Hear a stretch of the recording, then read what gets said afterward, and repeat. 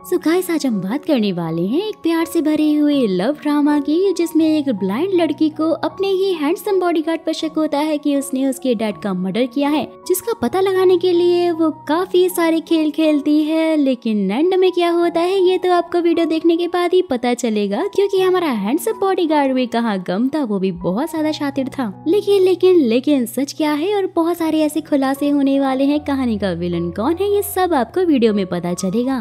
तो कहानी जानने के लिए वीडियो को पूरा जरूर देखिएगा।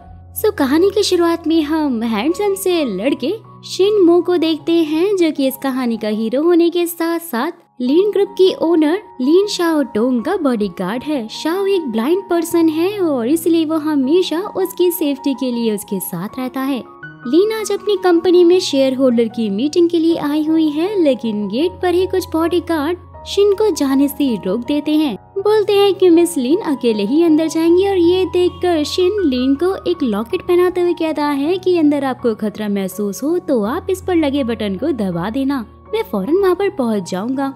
लीन जैसे ही मीटिंग में पहुंचती है तो सभी लोग उसे कंपनी के शेयर्स उसके नाम करने को कहते हैं, क्योंकि एक ब्लाइंड लड़की ये कंपनी संभाल नहीं सकती थी। वो सब उसके साथ में जबरदस्ती करने लगते हैं, लेकिन लीन साफ इनकार करने लगती है कि वो अपने डैड की कंपनी किसी के भी नाम पर नहीं कर सकती। जैसे ही वो लोग उसे मारने वाले होते हैं, वही उसका फियांसे शान सबको ऐसा करने से रोक रहा होता है, लेकिन सब उसे इग्नोर करते हैं कि तभी मौका पाकर लिन अपने लॉकेट के बटन को दबा देती है, जिससे शिन को पता लग जाता है और वो सारे बॉडीगार्ड्स की धुनाई करते हुए सीधा अंदर हीरोइक स्टाइल में पहुंच जाता है और लिन को उठाकर एक रूम में ले आता है और उसके मुंह पर अपना हाथ रख लेता है। लिन को एक फ्लैशबैक से याद आता है जब उसके घर में कोई घुस गया था, तब ऐसे ही एक लड़के ने उसके मुंह पर हाथ रखा था, जिसके कुछ देर बाद ही उसके पापा को सीढ़ियों से धक्का भी दे दिया गया था और वो अपने डैड का कातिल शिन को समझने लगती है, क्योंकि दोस्तों उस दिन वही घर पर आया था और याद करते करते लिन तो बेहोश ही हो जाती है।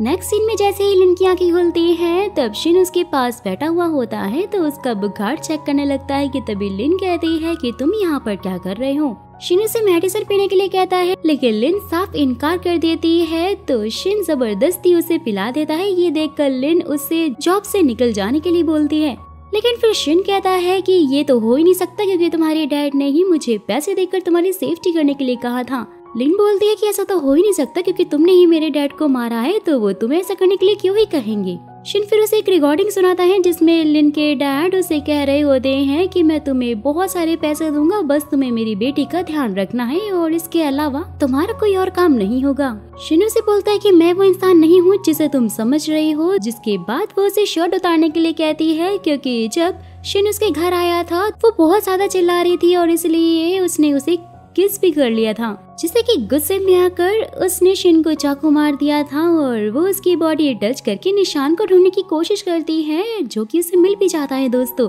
लेकिन शिन उसे फिर से बॉडी के और सारे निशान टच करवाते हुए कहता है कि मैं बॉडीगार्ड हूँ तो मुझे चोट लगना तो लाजमी है। ये सुनते ही लिन वहाँ से चली जाती है। वही हम शान और उसके एक गर्लफ्रेंड शिया को देखते हैं। शिया लिन की बेस्ट फ्रेंड है, लेकिन वो बस शान के साथ मिलकर लिन की प्रॉपर्टी और पैसों को लूटना चाहती है। सही बात है भाई, आजकल तो दोस्तों पर भी भरोसा नहीं कर सकते। तो फिर लिन उसके पास आती है, जहाँ शिया उसका माथा चेक करके उसके केयर करने का नाटक कर रही होती है। लिन शान से उसकी चोट के बारे में पूछती है और पुलिस को बुलाने के लिए कहती है।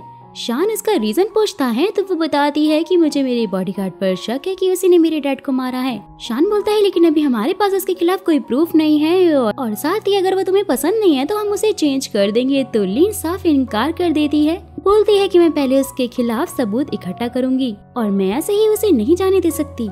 नेक्स्ट सीन में लिन लाइब्रेरी में कुछ ढूंढ रही होती है, जहाँ पर शिन पहले से ही होता है। लिन उसे बुक लेने की कोशिश करती है कि तभी एक बुक उसके ऊपर गिरने वाली होती है, बट शिन उसे पकड़ लेता है, जिससे कि लिन भी समझ आती है कि वो वहीं पर है।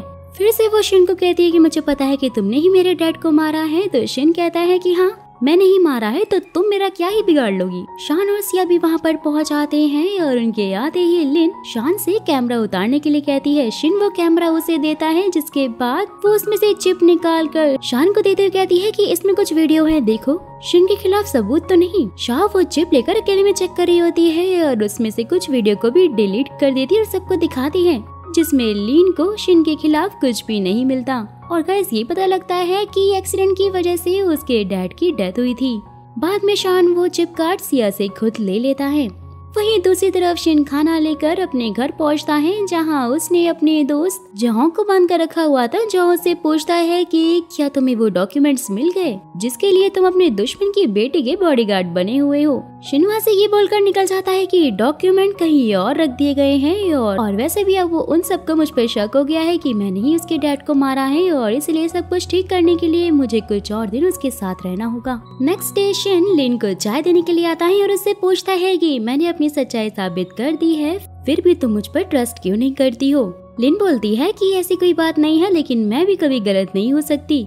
शिन फिर उसे अपने दिल से सोचने के लिए कहता है और उसे ब्रेकफास्ट के लिए नीचे लेकर आता है, जहाँ पर सिया पहले से ही वहाँ पर बैठी हुई थी।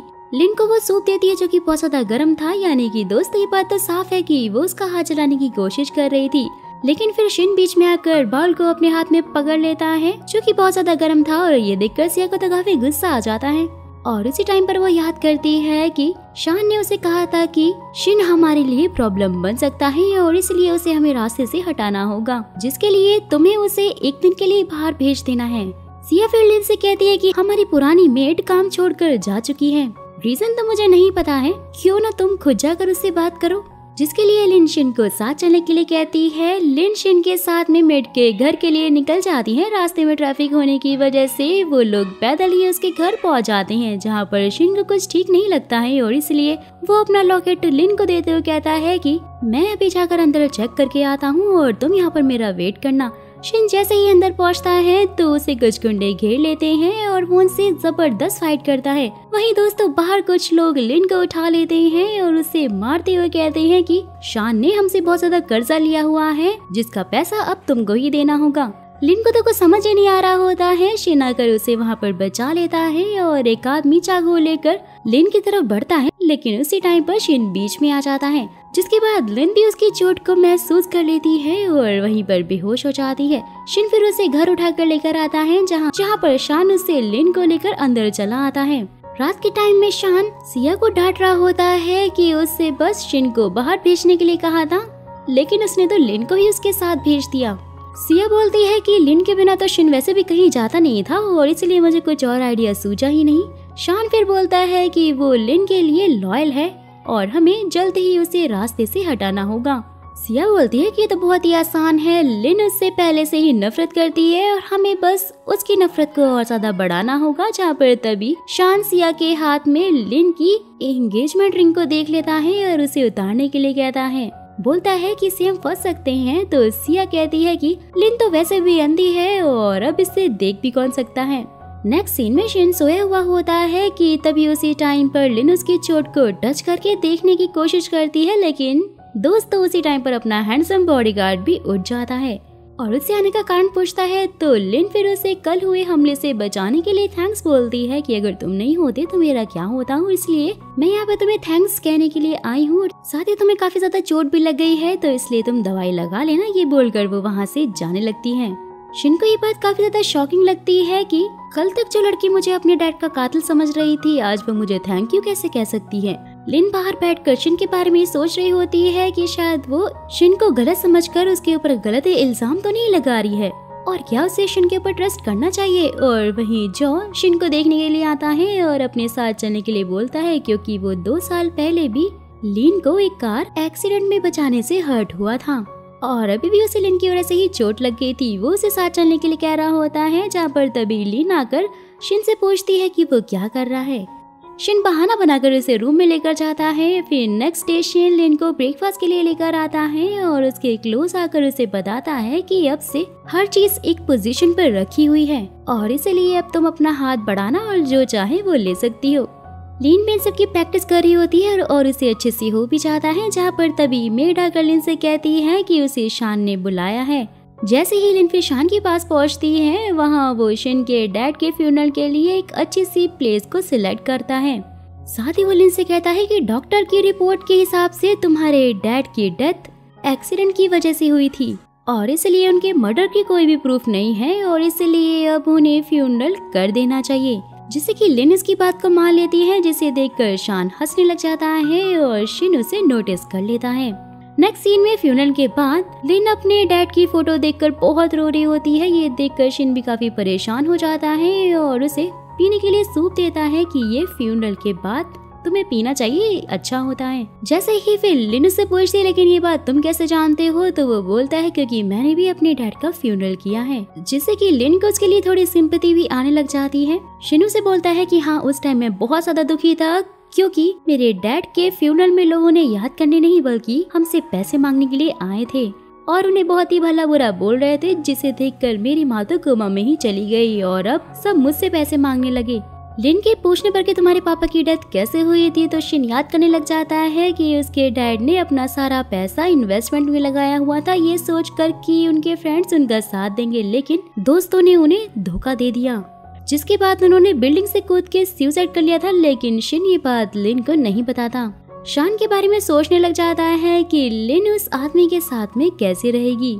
तो फिर नेक्स्ट डे लिन की मेड उसे एक चिप देते हुए कहती है कि मुझे ये किसी ने आपको देने के लिए कहा था ताकि आप इसे चेक कर सके और आपके बॉडीगार्ड की रियलिटी आपको पता लग सके। जैसे ही फिर लिन उस चिप को सिया को देती है तो सिया से चेक करके बताती है कि इसमें तुम्हारे बॉडीगार्ड की डिटेल्स दी गई है, जिसमें लिखा हुआ है कि उसका असली नाम जियो है और साथ ही उसकी कमर का एक ऑपरेशन हुआ था। रात में जैसे ही लिन शिन के पास आती है और उसे साथ में ड्रिंक करने के लिए कहती है, लेकिन शिन उसे साफ इनकार करते हुए कहता है कि मैं आपका बॉडीगार्ड हूँ, आपके साथ में ड्रिंक कैसे कर सकता हूँ। तो लिन बोलती है कि हम दोनों के डैडी नहीं है, तो क्या तुम मेरे लिए ये भी नहीं कर सकते हो। ये सुनते ही शिन उसके साथ ड्रिंक कर लेता है, जिससे वो काफी ड्रंक होकर सो जाता है। जिसके बाद लिन उसकी शर्ट खोलकर उसकी कमर पर सर्जरी का निशान को चेक करने लगती है और उसी टाइम पर शिन उठ जाता है और पूछता है कि वो क्या कर रही है, जिससे कि लिन तो घबरा जाती है और धीरे धीरे पीछे हटने लग जाती है। तो शिन उसे फिर अपनी तरफ खींचता है क्योंकि दोस्त तो वो काफी ज्यादा ड्रंक जो था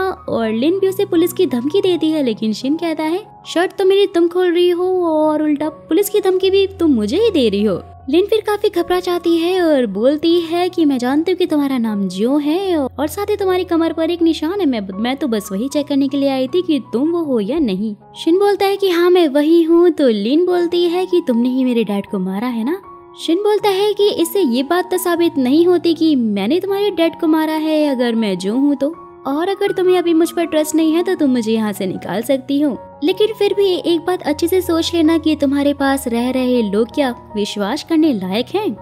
जिसके बाद जो शिन से मिलने के लिए आता है तो शिन उसका कॉलर पकड़कर पूछता है कि उसने लिन को सच्चाई क्यों बताई थी। जो बोलता है कि क्योंकि तुम्हारे डैड ने मुझे अडॉप्ट किया था और इसलिए मैं तुम्हें हर्ट होते हुए नहीं देख सकता था, बदले के लिए तुमने अपनी मेडिकल की पढ़ाई भी छोड़ दी है। शिनू से कहता है कि मैं जो कुछ भी कर रहा हूँ प्लीज मुझे करने दो, मेरे रास्ते में मत आओ, और वो एक नंबर देकर उसकी डिटेल्स निकालने के लिए कहता है। नेक्स्ट डे शिन लिन को पुरानी मेट के पास लेकर जाता है, जो लिन को बताती है कि जब तुम सीढ़ियों से गिर गई थी तो तुम्हारे डैड तुम्हें हॉस्पिटल ले जाने के बाद घर वापस आए थे, जहाँ मैं जब उन्हें चाय देने के लिए गई थी ना तो सिया और शान उनके साथ ही थे, लेकिन थोड़ी देर बाद ही उनकी तबीयत बिगड़ गई और जब तक उन्हें हॉस्पिटल ले जाया गया उनकी डेथ हो गई। ये बात लिन को काफी ज्यादा शॉकिंग लगती है क्योंकि सिया ने उसे कहा था कि लास्ट टाइम में उसके डैड अकेले थे। लिन फिर से शिन को ड्रिंक करने के लिए कहती है तो शिन साफ इनकार कर देता है। तो लिन उससे कहती है कि ठीक है फिर मैं ही अकेले ड्रिंक कर लेती हूँ, लेकिन तुम बस यहाँ पर बैठना। और वो उससे पूछती है कि आगे शान और सिया मुझसे झूठ क्यों बोल रहे हैं। शिन बोलता है कि क्या सच में तुम्हें शान पर बिल्कुल भी शक नहीं है। लिन बोलती है कि मैं जानता हूँ कि वो मुझसे बहुत ज्यादा प्यार करता है और उसने 2 साल पहले मुझे एक एक्सीडेंट से भी बचाया था। शिन बोलता है कि पक्का तुम्हें यकीन है कि वो शान ही था। लिन बोलती है कि हाँ, क्योंकि बचाने वाले की कमर पर एक चोट का निशान था जो कि शान के भी है और इसलिए वो ऐसा नहीं कर सकता। तो शिन बोलता है कि लोगों पर तुम कुछ ज्यादा ही जल्दी यकीन कर लेती हो। लिन बोलती है कि हाँ, क्योंकि तुम पर भी तो किया है। नेक्स्ट डे लिन सिया के रूम में पहुंच आती है जहां शान पहले से ही होता है। सिया लिन से आने का कारण पूछती है तो लिन वही लाइब्रेरी वाले कैमरे की चिप मांगती है। तो सिया बोलती है कि तुम्हें उससे और ज्यादा प्रॉब्लम ना हो इसलिए मैंने तो उसे फेंक दिया है, और साथ ही वो उसे सॉरी बोलती है। वहाँ से निकलते हुए लिन को तो काफी गुस्सा आ रहा था क्योंकि वो जानती थी कि सिया उससे झूठ बोल रही है। जाते हुए वो शिन से टकरा जाती है और शिन से कहती है कि सिया के बारे में मुझे सब कुछ जानना है। सारी सच्चाई का पता लगाने के लिए शिन उसे जो के पास लेकर आता है। उसका नाम सुनकर लिन बोलती है कि अच्छा यानी कि मेरे असली बॉडीगार्ड तुम हो, तो क्या मैं तुम्हें टच कर देख सकती हूँ कि तुम कैसे दिखते हो। जैसे ही वो उसकी तरफ बढ़ने लगती है तो शिन को काफी ज्यादा जेलसी हो रही होती है दोस्तों, और वो क्यों हो रही होती है ये तो खैर आप भी जानते ही होगे। और फिर वो उसे नीचे बैठाकर कहता है कि तुम शायद भूल गई हो कि तुम एक लड़की हो। लीन भी फिर बोलने लग जाती है कि वैसे मौका अच्छा है, तुम दोनों अपनी जगह एक्सचेंज कर सकते हो, क्योंकि शिन तो मेरी बात सुनता ही नहीं है और इसीलिए अब तुम उसकी जगह आ जाओ। ये सुनते ही शिन तो उससे लड़ने ही लग जाता है, जिसके बाद लीन फिर जग को एक फाइल देते हुए कहती है कि मुझे अपनी फ्रेंड सिया के बारे में सब कुछ पता लगाना है।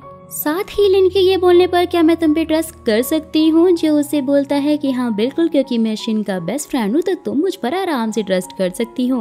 वहीं दूसरी तरफ शान लिन का फोन ट्राई कर रहा होता है लेकिन वो लगता ही नहीं है कि तभी लिन शिन के साथ वहाँ पहुँचती है। वो देखता है कि लिन ने ड्रिंक की हुई है और वो उससे पूछता है कि तुम कहाँ गई थी, तो लिन बोलती है कि मैं शिन के साथ घूमने के लिए गई थी और फिर हमने साथ में काफी अच्छा डिनर किया और फिर ड्रिंक भी किया। ये सुनकर तो शान उसका हाथ कस के पकड़ लेता है। शिन उसका हाथ छुड़वा देता है। ये देखकर उसे और ज्यादा गुस्सा आने लग जाता है और वो फिर शिन को वहाँ से जाने के लिए बोलता है। तो शिन लीन से कहकर चला जाता है कि अगर तुम्हें कोई प्रॉब्लम हो तो तुम मुझे आवाज लगा देना, मैं तुरंत ही बाहर आ जाऊंगा। शिन के जाते ही शान लिन से पूछता है कि तुम मुझे बिना बताए बाहर क्यों गई थी, और वो भी एक बॉडीगार्ड के साथ। तो लिन बोलती है कि मैं कोई बंदी नहीं हूँ जो हर जगह तुम्हें बता कर जाऊँ। शान के ये बोलते कि तुम बहुत ज्यादा बदल गई हो। लिन बोलती है कि हाँ, क्योंकि तुम भी पहले जैसे कहाँ रहे हो। शान फिर उससे अपनी गलती की माफी मांगता है और वहाँ से बाहर निकल कर वो शिन को बात करने के लिए बुलाता है और बोलता है कि तुम आखिरकार चाहते क्या हो। तो शिन बोलता है कि मुझे वही चाहिए जो कि तुम्हें चाहिए, और वो है पैसा। लिन के डैड मर चुके हैं और वो भी अब अंधी हो चुकी है, तो बस मैं चाहता हूँ कि जो तुम्हें मिले उसका तुम 10% मुझे दे दो, और हाँ बस इतना याद रखना कि तुम लिन के साथ कुछ भी गलत ना करो। शान कहता है कि क्या तुम उसे लाइक करते हो। शिन उसे हाँ में जवाब देते हुए कहता है कि मैं उसे बहुत ज्यादा लाइक करता हूँ और तुम बस अपनी गर्लफ्रेंड को संभाल लेना, वरना मेरा गुस्सा तो तुम जानते हो वो बहुत बुरा होगा। वेल तो फिर नेक्स्ट डे लिन ग्रुप की लॉयर शिन से मिलकर उसे वो सारे शेयर लौटा देती है जो कि लिन के डैड ने उसके डैड को लौटाने का वादा किया था। शिन उन शेयर को एक्सेप्ट कर लेता है लेकिन उसे समझ ही नहीं आ रहा होता है कि जब उन्हें शेयर्स देने ही थे तो फिर उन्होंने जिंदा रहते हुए क्यों नहीं दिए और अब मरने के बाद क्यों दे रहे हैं। वहीं दूसरी तरफ जो शिन को बताता है कि तुम्हारी कंपनी की इंफॉर्मेशन किसी ने लीक की थी और साथ ही वो डॉक्यूमेंट भी मैंने दोनों के बारे में पता लगा लिया है। और अब शिन कहता है कि शेयर्स तो वैसे भी मुझे मिल गए हैं और अब लिन की कंपनी का क्या होगा। तो जो बोलता है कि कुछ नहीं, अब हम मिलकर कंपनी को बर्बाद करके अब हमारा बदला पूरा करेंगे। तो शिन बोलता है कि नहीं, लिन के डैड वैसे भी अब जा चुके हैं तो अब कुछ भी करके हमें कोई फायदा नहीं होगा, सब कुछ क्योंकि बेचारी लिन को ही झेलना पड़ेगा और ये सही नहीं होगा। जो बोलता है कि तुम्हारे डैड की डेथ उसके डैड की वजह से ही हुई थी, सब कुछ जाने के बाद भी तुम लिन की साइड ले रहे हो। तो शिन बोलता है कि मुझे कुछ भी समझ में नहीं आ रहा है कि मैं उसके साथ कुछ भी बुरा नहीं कर सकता, और लिन के पास आकर सोचता है कि मैं इसे कुछ भी नहीं होने दूंगा। नेक्स्ट डे शिन अपनी माँ से मिलने के लिए गया हुआ होता है, जिसका फायदा उठाकर जो लिन को कॉल करके बाहर बुलाता है कि मुझे सिया की सारी इन्फॉर्मेशन मिल गई है और उसे एक गैरेज में लेकर जाता है। और जैसे ही वो दो आदमियों को इशारा करता है वो आदमी लिन के साथ में बदतमीजी करने लग जाते हैं और उसे इधर उधर टच करने लगते हैं।